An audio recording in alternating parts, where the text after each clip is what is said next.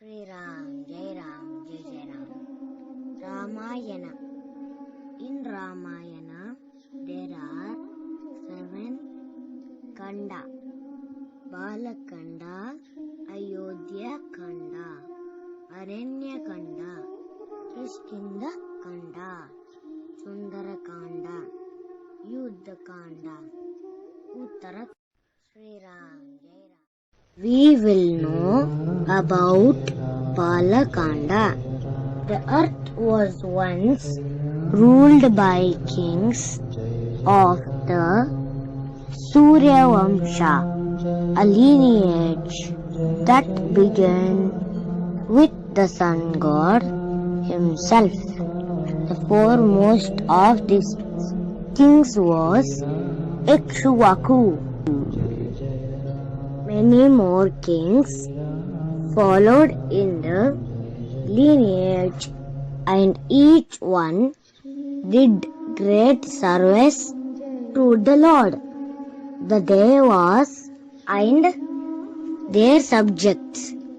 These kings were responsible for shaping the land masses, dividing them into continents and countries, bringing seas and the descent of rivers from the heaven. Vivasana, Manu, Ikshvaku, Mandata, Harishchandra, Sagara, Shuman, Dilip, Bhagiratha, Raghu, Aja. Their kingdom stretched far and wide. Their capital was at Ayodhya on the banks of river Sarayu. After Aja, his son Dasharatha ruled the kingdom under his able guidance. The kingdom prospered greatly, and his subjects were happy and loyal. Emperor Dasharatha had 3 wives, namely Kaushalya, Sumitra, Kaikeyi. Dasharatha was troubled because he did not have any children of his own to carry on royal tradition. He consulted with sage Vasishtha and was asked for a Putrakama Ishtiyaga. Dasharatha invited sage Rishyasringa and performed the sacrifice.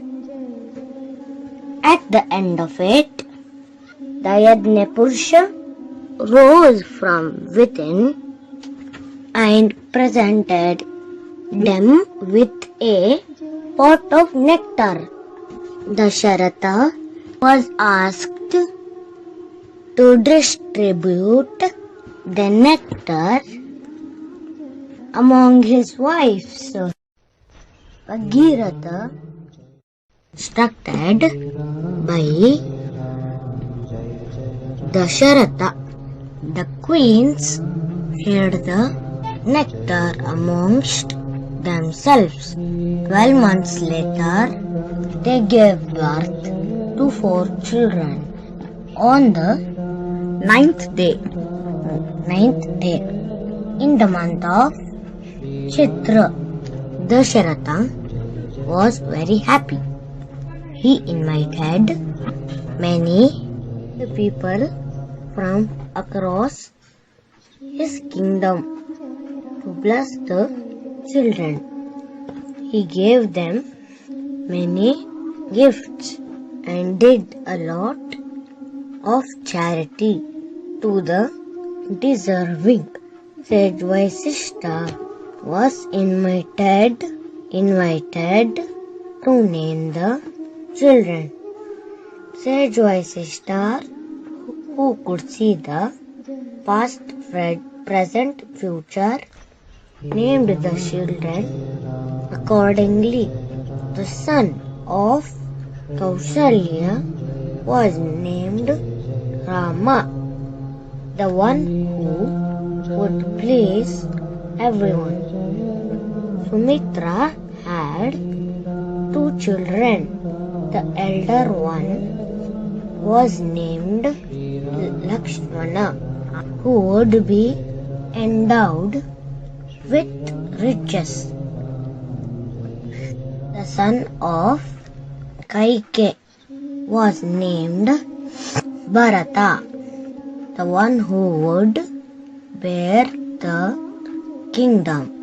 The younger son of Sumitra was named Shatrugna, the one who would know no enemies.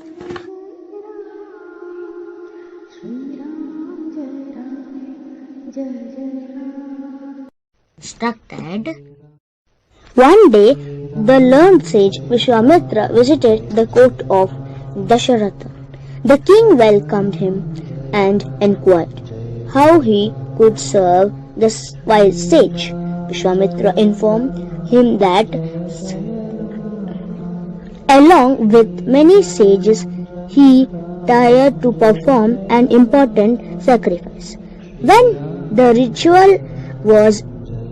ritual was nearing completion, 2 demons named Mircha and Sabahu disturbed it by hurling meat, flesh and blood on altar. Vishwamitra requested Dasharatha to send SriRama along with him to vanquish the demons. Sensing the disturbance in Dasharatha's mind, Vishwamitra proclaimed that SriRama was truly violent. Dasharatha consented after the sage Vasishtha advised him to send SriRama. Lakshmana accompanied SriRama along with the sage.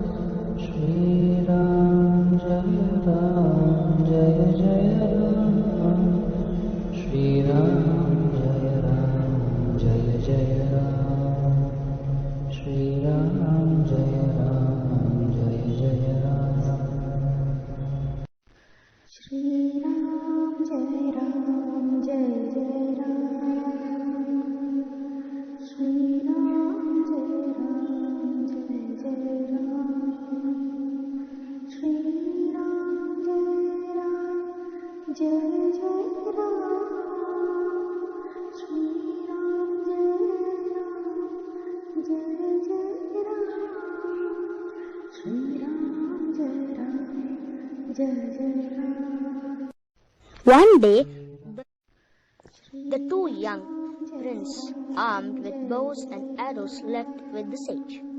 They travelled through forests and served the sage obediently. Vishwamitra taught them many prayers, particularly the Bala and Atibala mantras, which made them free from hunger and thirst.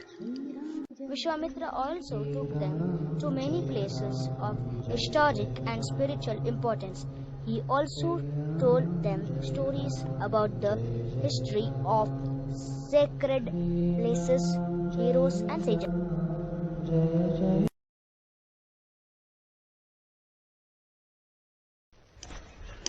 On their way to Vishwamitra's hermitage, they walked through a dense and scary forest. A demon named Tataka attacked them. On the order of Vishwamitra, Sri Rama killed her with one arrow. They reached the hermitage safely at dawn. Vishwamitra and the other sages began their worship. As Sri Rama and Lakshmana prepared themselves, Mircha and Sahabu and the other demons appeared. A fierce battle ensued, and the two princes vanquished the demons. Sahabu was killed and Mircha was hurled away into the ocean. The sages completed their prayers and blessed the young prince.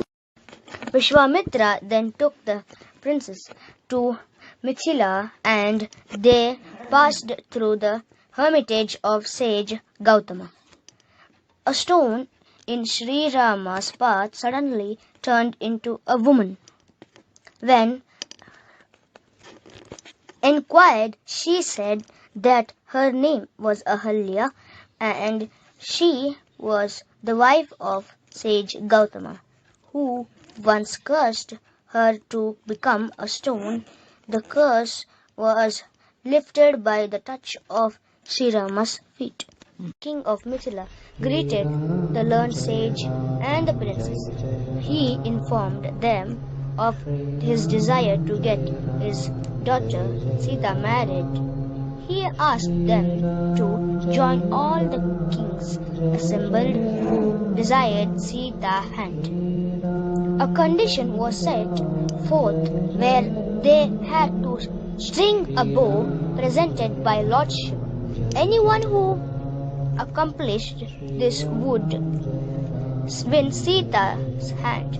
Many tried but failed miserably. King of Mithila Vishwamitra asked SriRam to try, like an elephant that breaks a sugarcane.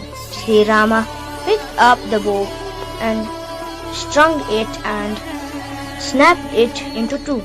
Sita, Janaka, and all those present exclaimed in delight. Janaka approached Sri Rama and asked him to wed his daughter. Sri Rama requested him to send word to Dasharatha and his mother Queen Kaushalya seeking their permission.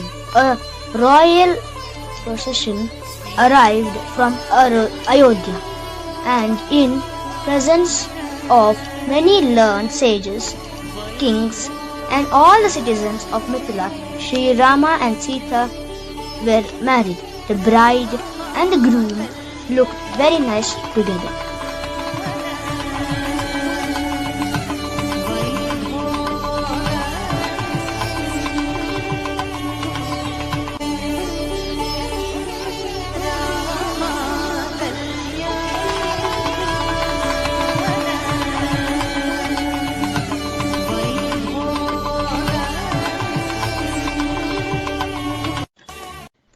On their way back, Sri Parashurama stopped them. He said that he wanted to fight the person who broke of Shiva. Sri Rama stepped forward, but Dasharatha intervened, paying on heed to aged Emperor Parashurama challenged Sri Rama to a duel. They both fought violently, and the very weapon that Parashurama hurled at Sri Rama was countered easily by him. Parashurama gave in and proclaimed that Sri Rama was indeed a divine incarnation. Retinue proceeded to Ayodhya and were given a warm welcome by citizens.